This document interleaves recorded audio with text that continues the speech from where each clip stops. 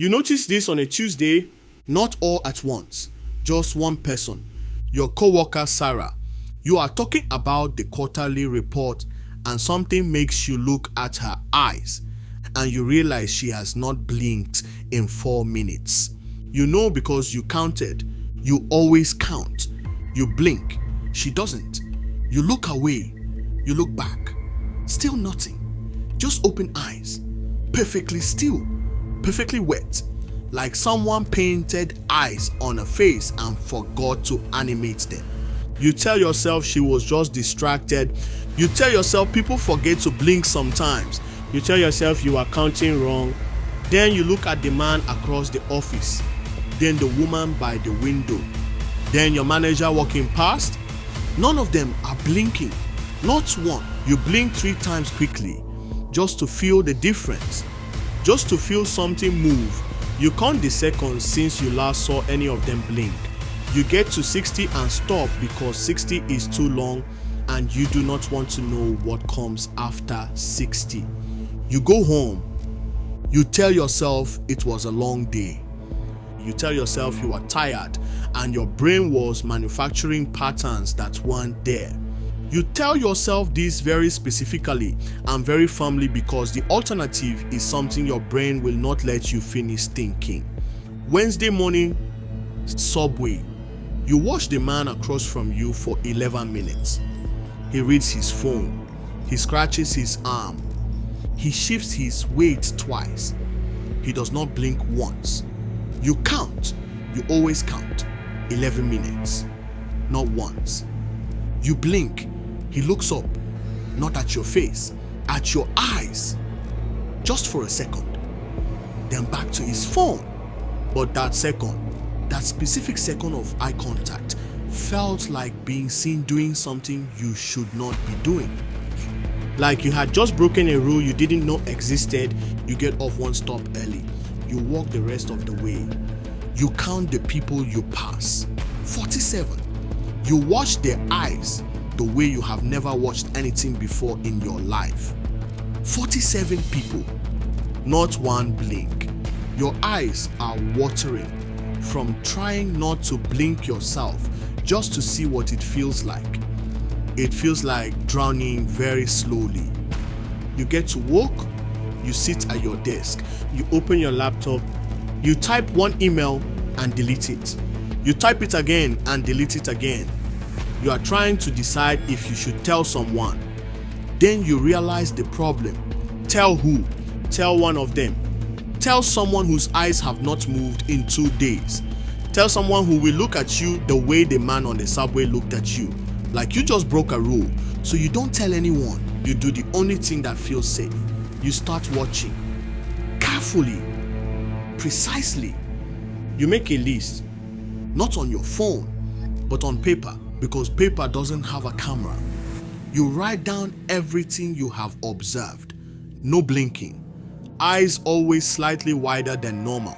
No involuntary eye movement. Pupils fixed. Not dilated, not constricted. Fixed. You add one more observation. They are watching you watch them. Not obviously, not all at once, but in rotation, like a security system. Like whatever they are now, they have distributed the act of watching you among all of them so that no single one of them is ever obviously staring. But collectively, constantly, you are never unwatched. That night you go home and you order blackout curtains. Not for decoration, because you have noticed something about the ones who have changed. They stand at windows at night, not looking out. Looking in. You have 3 windows that face the street, 3 windows where anyone standing outside could see you sitting in your living room, 3 windows where they could watch you blink. Thursday, you have been awake for 31 hours. Not because you couldn't sleep, because sleeping means closing your eyes for hours and you are not ready to do that yet. Not until you understand what closing your eyes means in a world where everyone else's eyes are always open. You research medical conditions where blinking stops, Bell's palsy, lagophthalmos, thyroid eye disease. None of them explain 47 people on one street. None of them explain the entire office. None of them explain the man on the subway and the woman at the coffee shop and the delivery driver and your neighbor and everyone you have seen for 2 days who is not you. You find one forum thread posted 6 months ago. Username stillblinking_82. The post says, "Has anyone else noticed? Started in my office. Now it's everywhere. I've been practicing not blinking. It's the only thing keeping me safe. If they can't tell the difference, they leave you alone." Don't tell anyone. Don't write this down anywhere they can find it. Burn this post in your memory and act normal. The post has no replies. The account was deleted 4 hours after posting. You sit with that for a long time. You count the seconds, 32, always 32, then you close the browser. Not because you think someone is watching your screen, because you know someone is watching your screen. You have known since yesterday, you just weren't ready to say it. You start practicing. In the bathroom mirror, you stare at your own eyes and you try to extend the time between blinks. 11 seconds, 17 seconds, 23 seconds. Your eyes water. Your vision blurs at the edges, but you hold it. You learn the feeling of your eyelid wanting to drop and you learn how to override it. You learn to want to blink without blinking. That specific suppression, that is the skill that is going to keep you alive. The blackout curtains arrive. You install all 3 sets before you do anything else. You pull them shut. You stand in your living room in the sudden dark and you feel something you have not felt in 3 days. Privacy, the specific relief of a space that cannot be looked into. You count the rooms in your apartment. 4. You check every window. 7 total. You cover every single one. 7 curtains. Always 7. You sleep for 4 hours. The first sleep in 3 days. When you wake up, you go straight to the window. You pull the curtain back 1 inch. Just 1. You look down at the street. 3 people standing below. Not moving. Not looking at their phones. Not talking to each other. Just standing. Eyes open. Facing your building. You let the curtain fall. You count your breaths. 11. Always 11. You get dressed. You practice not blinking in the mirror for 20 minutes. Then you go outside. You have a theory. If you can pass as one of them long enough to understand what happened, you might find whoever posted that forum thread. Still blinking _82. Someone who noticed. Someone who survived long enough to warn others. Someone who is still out there practicing not blinking just like you. You are not alone in this. You cannot be. The math does not work if you are the only one. You get on the subway. You practice. You ride 4 stops without blinking once. A woman across from you meets your eyes. Holds them. You hold back. Neither of you blinks. 10 seconds. 20. 30. Then she looks away. Fast. She looks away first. You feel something cold move through your chest. Not fear, recognition. Like you just passed a test you did not know you were taking. But then she turns back and she tilts her head. Just slightly. The way an animal tilts its head when it hears something wrong. Like she's not sure what you are. Like you passed but not completely. Like something about you is almost right but not quite. You blink involuntarily. You could not stop it. And she sees it. And her head straightens. And she does not look away again for the rest of the ride. You get off at the next stop. You walk fast without running. Because running is wrong. And wrong gets you noticed. And notice is the last thing you can afford right now. You duck into a coffee shop, you order something, you sit in the corner with your back to the wall. You practice. no blinking, steady eyes, fixed pupils.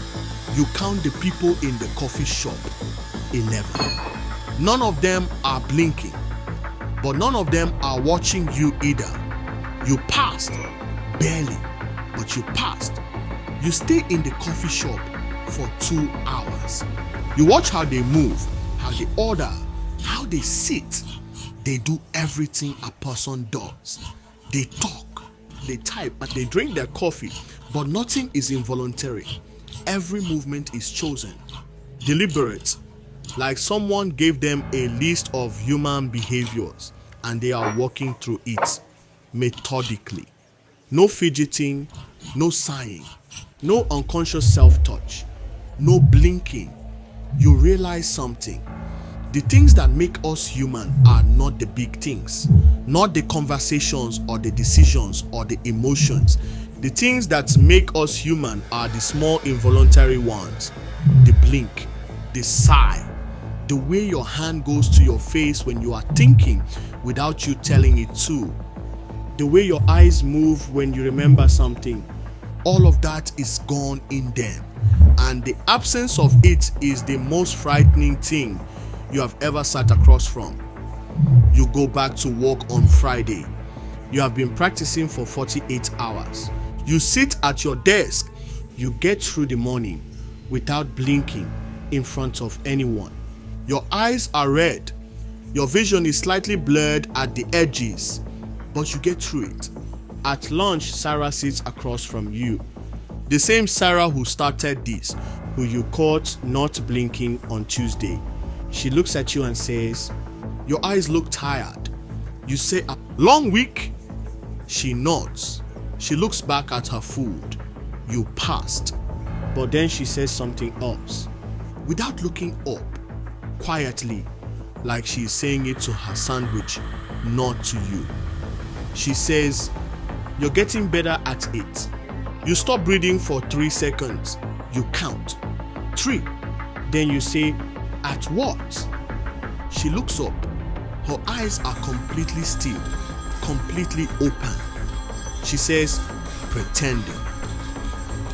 Then she goes back to her sandwich, like she said nothing, like the world did not just tilt 11 degrees to the left.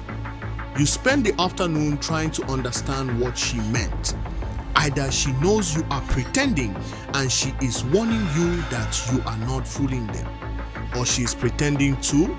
She is one of the ones who noticed, and she has been practicing longer than you, and she is trying to make contact without making contact. You do not know which one, and the not knowing is its own kind of horror, because both options require completely different responses and you only have one face to respond with. You leave work at exactly 5, not early, not late, normal. You walk to the subway, you practice, you ride home, you go straight to your apartment, you pull the blackout curtains tighter, you check every window, 7, all covered. You stand in your dark living room and you breathe, and you let yourself blink as many times as you want, and every blink feels like drinking water after 3 days in a desert. Your phone buzzes. Unknown number, text message, 4 words. Still blinking. Meet me. An address, 2 blocks away. A laundromat. Open 24 hours. You stare at the message for 11 minutes. You count. You always count. Then you put on your jacket. You practice in the mirror one more time. Fixed eyes, still pupils, no blink. You go. The laundromat is empty except for one person, a woman, late 30s, sitting between 2 machines, red-rimmed eyes, the specific red of someone who has been not blinking for days and whose body is fighting them about it. She looks at you, you look at her, then she blinks. Twice, fast, like a signal, like Morse code for "I am still one of us." You blink back. The relief on her face is the most human thing you have seen in 4 days. She says her name is not important. She says she has been watching this for 3 weeks. She says it started in her neighborhood and spread outward like a radius. She says she has been mapping it. She pulls out a notebook, pages of observations, dates, locations, patterns. She says it is not random. It moves deliberately, like it is looking for something. You ask what it is looking for. She looks at you for a long time before she answers.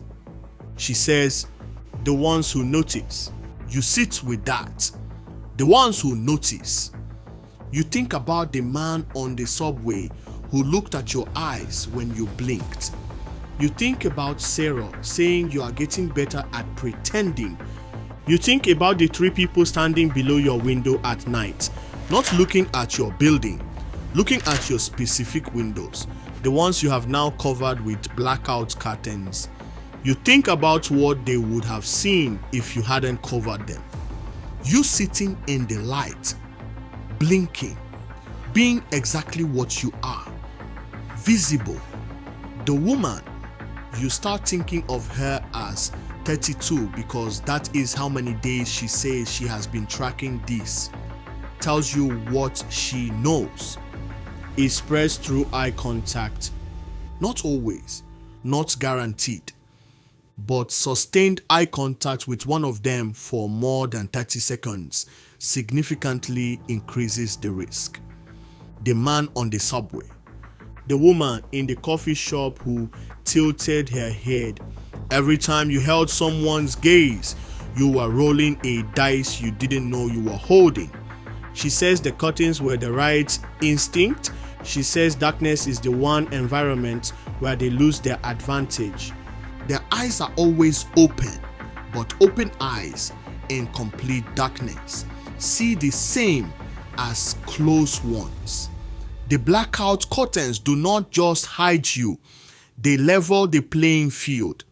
She says she has been sleeping in complete darkness for 3 weeks. She says it is the only reason she is still herself, still blinking, still counting, still here. You ask her what happens to the ones they find, the ones who notice and get caught noticing. She is quiet for a long time. The machines cycle around you. 32 minutes, always 32. Then she says, I had a friend. He noticed 2 days after me. He was not as careful. He made eye contact too long on the 3rd day. I saw it happen. His eyes went still mid-sentence, like a screen freezing, like someone pressed pause on the part of him that was still fighting. You ask if he is okay. She says he doesn't blink anymore. You think about everyone you know. You go through them one by one. Your family, your friends, your neighbors. You try to remember the last time you saw any of them blink. You try to remember if you have ever specifically watched anyone you love blink. You haven't. Nobody watches for that. Nobody counts that. It is the most human thing a face does, and it is completely invisible until it stops. 32 gives you a list. Rules she has developed over 3 weeks of survival. You write them on paper, not your phone. Never your phone. Rule 1. Cover every window before dark.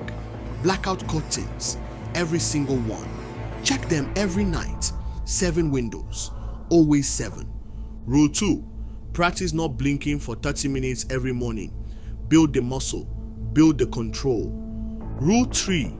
Never hold eye contact for more than 15 seconds. Look away first. Always look away first. Rule 4. Blink only when alone. Never in public if you can help it. If you cannot help it, turn away first. Rule 5. Find the others who notice. They are the only ones you can trust. They will be the ones with red-rimmed eyes and slightly blurred vision and the specific exhausted expression of someone fighting their own body all day. You go home, you follow the rules, days pass, you get better, Your record is 47 seconds without blinking in a public space. You are not proud of this. You are terrified of what it means that you needed to learn it. But you are alive. You are still yourself. You still count things. You still feel the relief of your curtained, dark apartment, like a physical thing every time you walk through the door. You develop a routine. Wake up, check the windows. 7. All covered. Practice in the mirror. 30 minutes, go outside. Follow the rules, come home. Pull the curtains. Blink as many times as you want in the dark. Sleep. Repeat. The routine is the only thing keeping you sane. The counting, the checking, the specific order of things. You have become a person defined entirely by what you are pretending not to be. 32. Meets you every 3 days. Always the laundromat.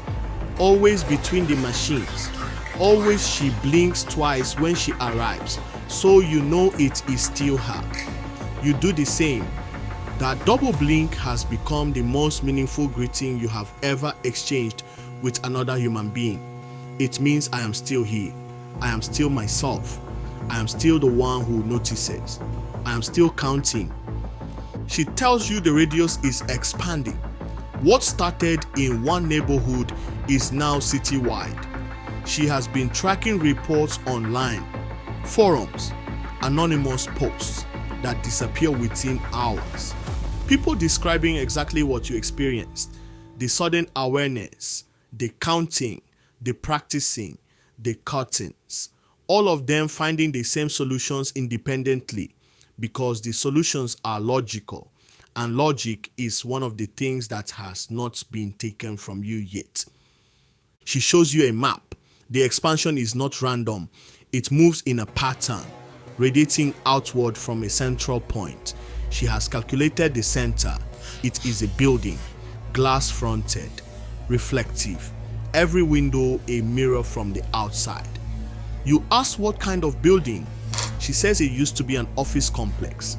She says it has been empty for 11 months. She says the lights are on inside every night. She says she has never seen anyone go in or come out. She says she has not been close enough to look through the windows. She says her curtains are very good and she would like to keep needing them. You go home and you sit in the dark behind your curtains and you think about the building. You think about what is inside it. You think about what decided to start here and spread outward. You think about what it wants with the ones who notice. You think about 32's friend whose eyes went still mid-sentence. You think about Sarah saying, "You are getting better at pretending." You think about what pretending means to something that has never needed to pretend at all. You make a decision, not a brave one, not a smart one.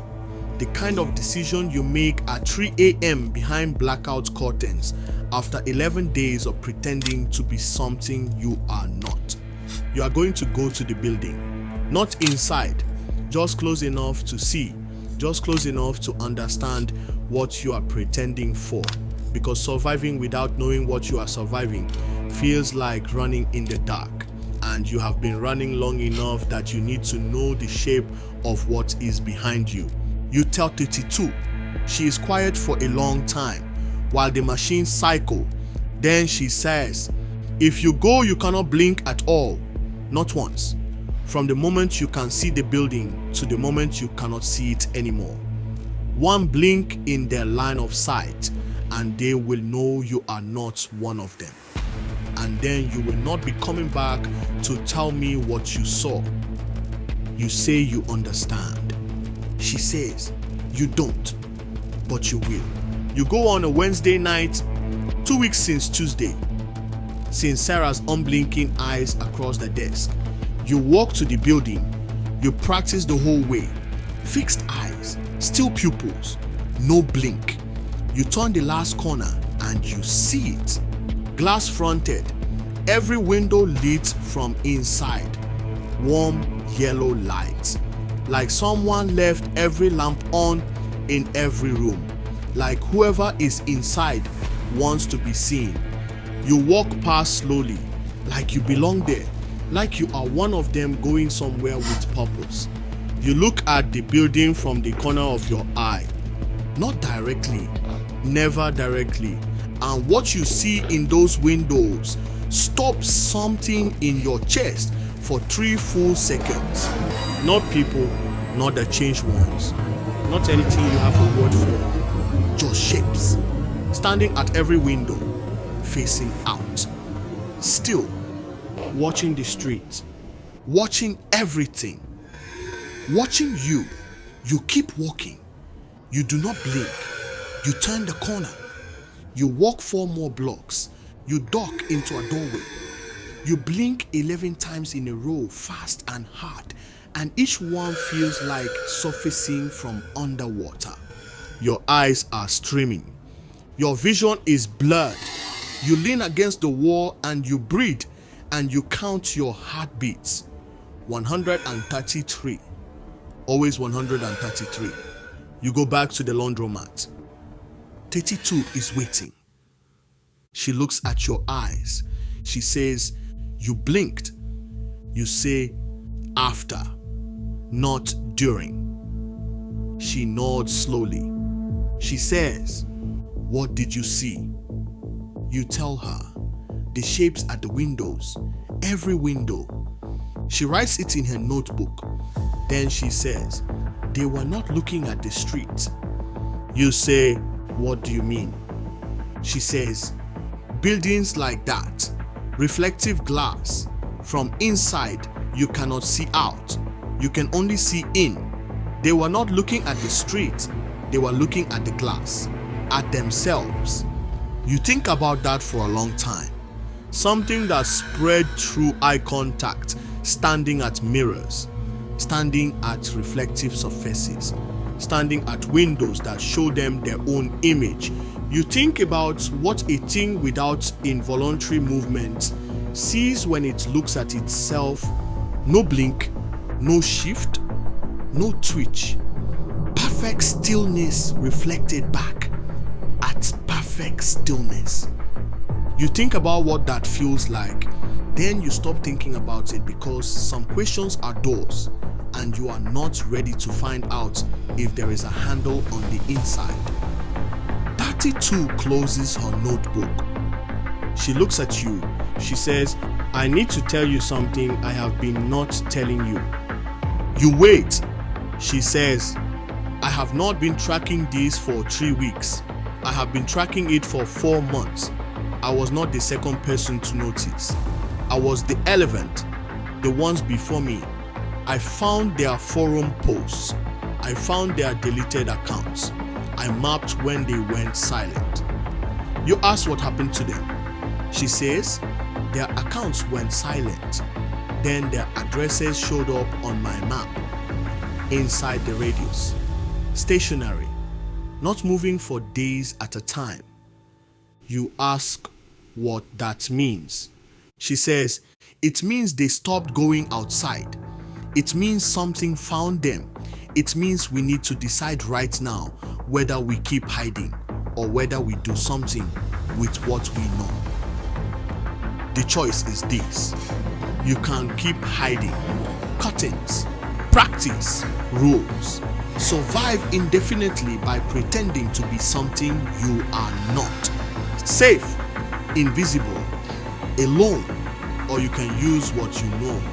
The building, the mirrors, the spreading pattern, the fact that there are others who notice, the fact that 11 people disappeared but you and 32 have not. Something about the two of you is different. Something about the way you found each other.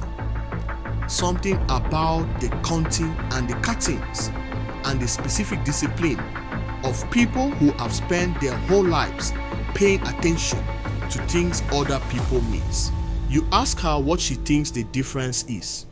Why you? Why her? Why 11 others disappeared and you two are sitting in a laundromat at midnight still blinking at each other? She thinks for a long time. Then she says, because we noticed before it noticed us. The ones who disappeared noticed too late. They were already being watched when they started watching back. We started watching first. And something that spreads through eye contact cannot infect what it cannot see clearly enough to hold. You think about your blackout curtains, 7 windows, always 7. You think about how the first thing you did when you understood was cover every surface that could be looked into. You think about 32's 3 weeks of darkness and how she is still herself, still counting, still here. You think about whatever is standing at those windows, looking at its own reflection in glass that shows nothing looking back. You make the decision together, not the brave one. Not the one that makes sense in daylight, the one that feels true at midnight in a laundromat between 2 people with red-rimmed eyes who have spent weeks learning to pass as something they are not. You are going to map the whole radius, every address, every pattern, every forum post before it disappears. You are going to find the others who are still hiding. And you are going to cover every reflective surface in that building with something that shows nothing back. Blackout. Complete. Every window, every mirror, every surface. 7 floors. Always 7. Because whatever spreads through eye contact and stands at mirrors looking at itself needs to see itself to keep spreading. Take away the reflection and you take away the mechanism. It is a theory. It is the only theory you have, and theories feel a lot more solid at midnight when the alternative is hiding behind curtains until the radius swallows the whole city and there is nowhere left to hide that is outside it. You spend the next 4 days preparing. More curtains, enough to cover every window on 7 floors. You order them in batches, different accounts, different addresses. You have them delivered to the laundromat. 32 counts them when they arrive. She says, enough. You say, are you sure? She says, I counted 3 times. You say, count again. She does. She says, still enough. You say, okay. You believe her. Counting is the one thing you both trust completely. You go on a Thursday night, the 2 of you. You have not blinked in public for 11 days. Your record is now 63 seconds. 32's record is 4 minutes. 4 minutes without blinking. You ask her how. She says, practice and necessity are the same thing eventually. You walk to the building. You do not speak. You do not blink. You move like you belong there because belonging is the only armor you have. The building is unlocked. Of course it is. Whatever is inside does not need locks because whatever is inside does not expect resistance. It expects the ones who notice to hide. It does not expect the ones who notice to walk through the front door carrying blackout curtains and the specific determination of people who have spent weeks learning to see without being seen. 7 floors. You take 3. 32 takes 4. You walk in the dark. Phone touches angled away from windows. Curtains up in each room in under 3 minutes. You have practiced this. You have timed it. 3 minutes per room. 11 rooms per floor. You do not think about the shapes you are not looking at directly. You do not think about the stillness around you. You count the curtains going up. 1, 2, 3. You count your breaths between rooms. 11. Always 11. 30. 2 finishes first. She finds you on the 3rd floor. She blinks twice. Signal. You blink back. She holds up her notebook. Every room on her floors is covered. You show her your count. Every room on yours. You stand in the dark building surrounded by curtain windows and you feel something shift. Not dramatically, not like a movie, just a quiet settling, like a sound you had stopped noticing, finally stopping. You live the way you came, walking, not running, belonging until you are far enough away that belonging does not matter anymore. You turn the corner, you blink, 32 blinks. You keep walking until you reach the laundromat and you sit between the machines and neither of you speaks for a long time. The machines cycle. 32 minutes, always 32. The next morning you go to work. You sit at your desk, you wait. You watch Sarah from the corner of your eye. At 10:47 a.m. she blinks. Once. Slow. Like someone waking from a long sleep. She touches her face with one hand, an involuntary gesture. The first one you have seen from her in 2 weeks. She looks around the office with the specific confusion of someone who does not know how long they have been sitting in this chair. It does not fix everything. You know that. The radius is still there. The ones who change are still mostly changed. Whatever started in that building found other surfaces, other windows, other reflections. The world does not fix itself in one night because two people with red-rimmed eyes cover some windows in the dark. But it slows. The mapping shows it's slowing. The forum posts stop disappearing as fast. New ones stay up longer. New accounts survive. New people find 32's contact. New people sit between the machines and blink twice and feel the specific relief of being seen by someone who is still looking. Sarah never mentions the 2 weeks. You watch her carefully for days. She blinks normally now. She sighs. She fidgets. She touches her face without deciding to. All the small involuntary things that make a person a person. All the things you spend 2 weeks cataloging by their absence. You have never been so grateful for a sigh in your entire life.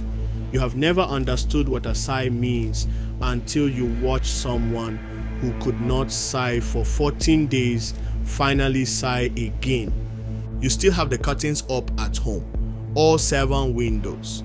You are not ready to take them down yet. Maybe you never will be. The dark apartment does not feel like hiding anymore. It feels like a choice. Your space, your darkness, your specific private place where you can blink as many times as you want and count things and feel the relief of a room that cannot be looked into. You have earned this dark. You are keeping it. 32 texts you every morning. One word. Counting. You text back the same. It means I am still here. I am still myself. I am still the one who notices. Some mornings that one word is the most important conversation you will have all day. Some mornings it is the only thing that feels completely real. You have known her for 3 weeks. She is the most trustworthy person you have ever met because you have watched her choose to remain human every single day under conditions that made remaining human the hardest possible option. Here is the part I need you to sit with.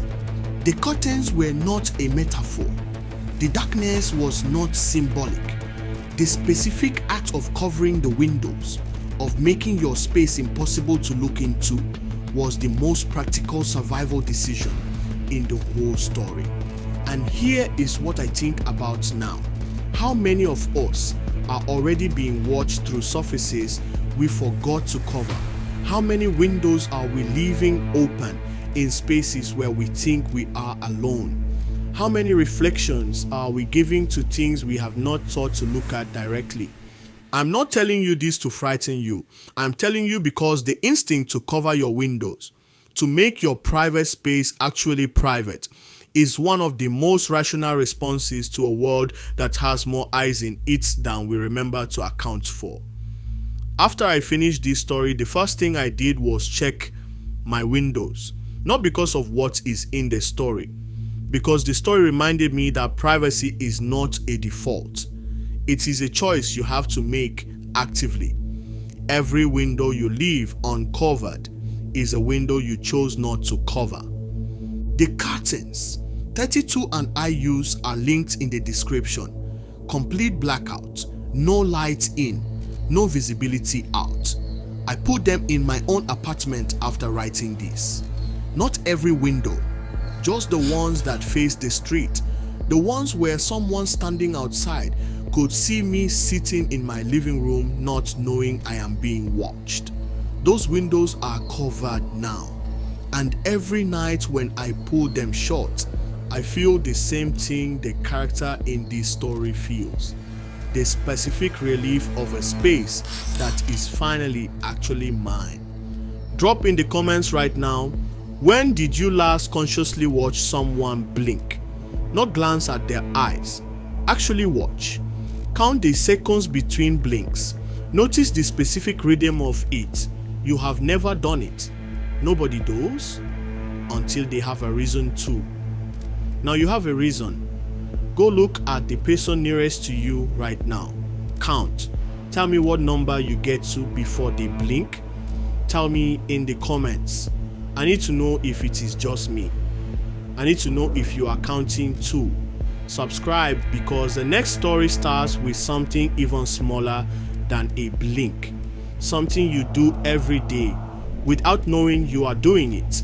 And when I tell you what it is, you will never do it unconsciously again. I checked this morning. 7 windows, all covered. 32 texted at 7:14 a.m. One word. Counting. I texted back the same. I went to work. I sat across from Sarah. She blinked at 9:03 a.m. I counted the seconds before she did it again. 11. Always 11. I looked at my own reflection in my turned off monitor.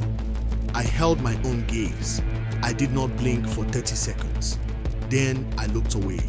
First. I always look away first now. It is the one rule I will never stop following. Because in a world full of eyes that do not move, the most powerful thing you can do is be the one who chooses when to look away.